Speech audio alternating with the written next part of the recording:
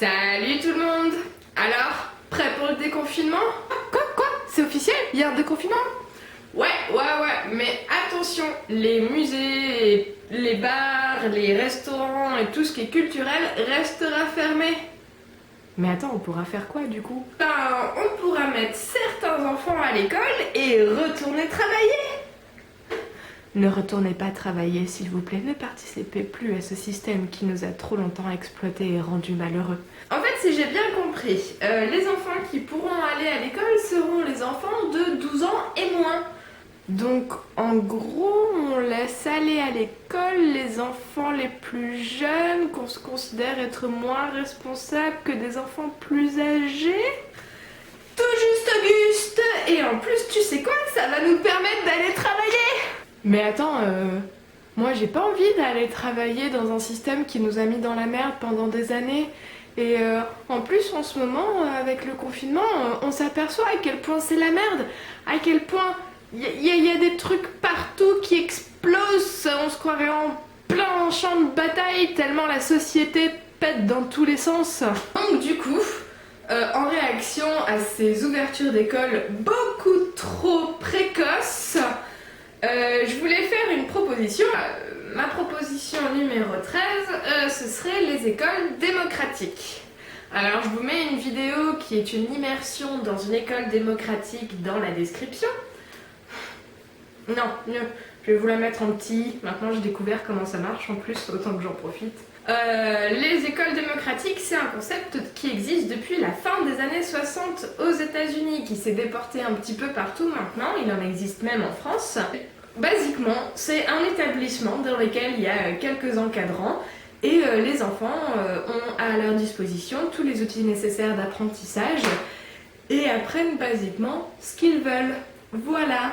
Oh, mais s'ils sont livrés à eux-mêmes, ils travailleront pas, c'est des enfants, ils veulent pas travailler. Ils vont pas travailler ces enfants-là, ils vont se faire plaisir.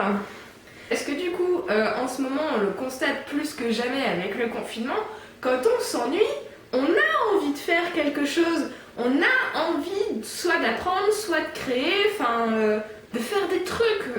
On a du mal à rester là, à rien faire et à végéter. En ce moment, c'est flagrant, quand on s'ennuie, on aime apprendre et ou créer.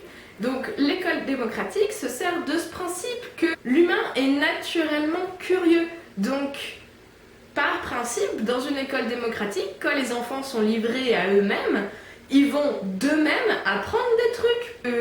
C'est dans notre nature, on aime ça, ça nous satisfait d'apprendre des trucs et de créer. En 1881, la société s'est aperçue qu'elle avait besoin de beaucoup plus d'ouvriers que ce qu'elle n'avait déjà. Et donc du coup, l'école fut rendue gratuite et obligatoire afin de former les citoyens dont la société avait besoin. À ce moment-là, en pleine révolution industrielle, c'est normal qu'ils aient besoin de main-d'œuvre. Mais aujourd'hui, la société, elle a besoin de quoi? Moi, je pense qu'on a besoin de libres penseurs et d'esprit critique. C'est ce qui nous manque le plus, je trouve. Et du coup, voilà, proposition numéro 13, l'école démocratique, dans le sens où on laisserait simplement les jeunes apprendre ce qu'ils veulent. Parce que vu qu'on n'a plus spécialement besoin de rien, tout est déjà bien mis en place, on a besoin de créateurs, on a besoin d'inventeurs, on a besoin de libres penseurs et d'esprit critique pour se détacher du système qui est si bien ancré avec toutes les conséquences désastreuses qui va avec. Ne retournez pas travailler, comme ça on fait tomber l'économie et ensuite on choisit nos règles à nous. Que l'école démocratique est un concept intéressant du fait qu'aujourd'hui, de plus en plus de jeunes ne se sentent plus à l'aise ni représentés dans leurs écoles. Qu'il en existe un peu plus des établissements pour laisser le choix aux gens d'aller en école démocratique ou non. Et surtout en ces temps confinement, l'école démocratique, le principe de l'école démocratique peut être pratique comme jamais, dans le sens où vous avez sûrement des voisins ou des personnes proches physiquement de chez vous qui ont des moyens, qui ont internet, qui ont du savoir, qui ont des bouquins, je sais pas moi, si vous habitez dans un immeuble, vous pouvez simplement ouvrir la porte de vos immeubles, les enfants se baladent et puis ça fera comme à l'école, hein. Voilà. J'exagère un peu, mais bon. Laissez apprendre les enfants ce qu'ils veulent.